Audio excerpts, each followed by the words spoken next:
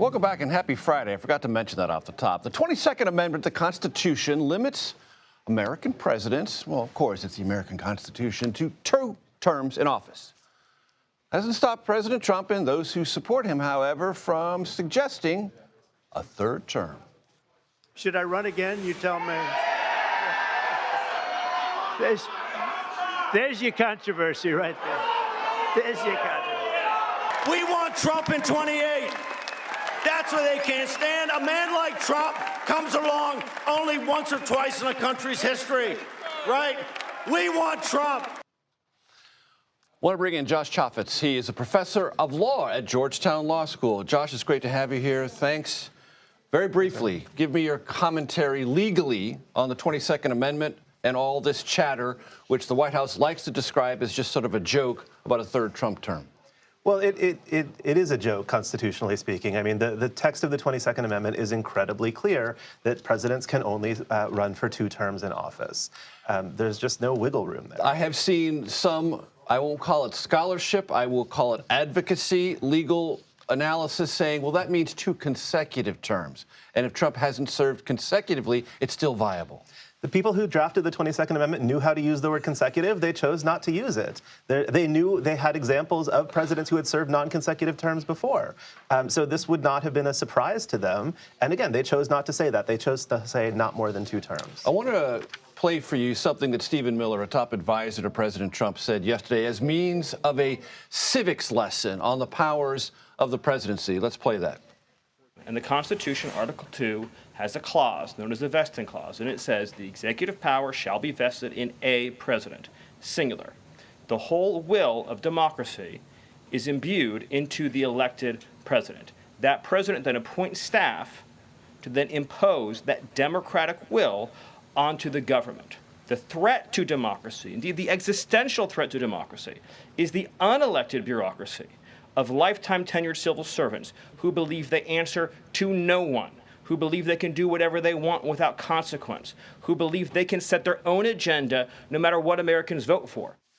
You know the vesting clause well, Josh. Stephen Miller's articulation, that is a certain articulation of presidential power. Is it the only articulation of presidential power? No, and indeed, that's a very extreme articulation of presidential power, because notice, he didn't just say the traditional, sort of what's known as the unitary executive position, which is that the president has complete control over the executive branch. He actually said that the president represents the entirety of American democracy. The embodiment of the democracy. Right, that's crazy. Where's Congress in that picture? You know, the Congress is, in fact, if anything, significantly more representative than the presidency. And things like civil service protections are a creature of Congress. They are a creation of laws passed by Congress, starting with the Pendleton Act in 1883 and continuing through civil service reforms after that, where Congress has chosen and presidents have signed on to give bureaucrats protections from being fired so that we can have a competent, professionalized civil service. And under the rubric of civics lessons, let's remind ourselves, Article 1 of the Constitution outlines congressional powers. There are 10 articles in Article 1, 10 sections. Article 2 defines presidential powers. There are 4 sections there.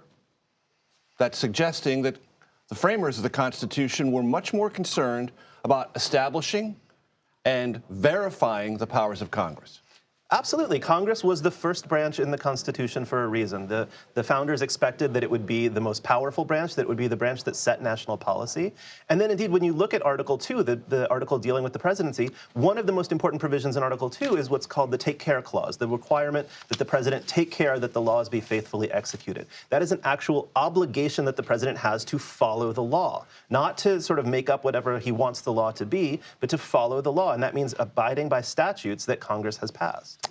This week, the president signed an executive order that said he and the Attorney General speak for independent agencies, such as the SEC, the FCC, FTC, FDIC, the Federal Reserve.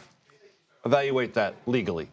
So that is, inconsistent with, 140 years of American practice. It's been a long time, since the creation of the Interstate Commerce Commission in the late 19th century, that we have had certain agencies, not all of the agencies, but certain agencies that are independent agencies, which is to say that they are not fireable at the pleasure of the president, but rather get to sort of make their own decisions and stay in office either for a set term of years, as we were talking about with the FBI director, or unless they do commit actual malfeasance in office. That has been sort of understood to be the case. The Supreme Court blessed that in the 1930s, and the Trump administration is simply saying, we don't believe that. We're going to try to undo that and assert sort of top-down presidential control over even these agencies that Congress created and structured to be independent. And even presidents who've been accused of trying to expand presidential power, like President George W. Bush, along with Dick Cheney and the unitary executive theory, didn't go this far. I mean, some people have certainly pressed this argument before, but nobody has actually tried to assert this power the way the Trump administration is doing right now. Josh Chafetz of the Georgetown Law School, thank you very much for coming in. I really appreciate it.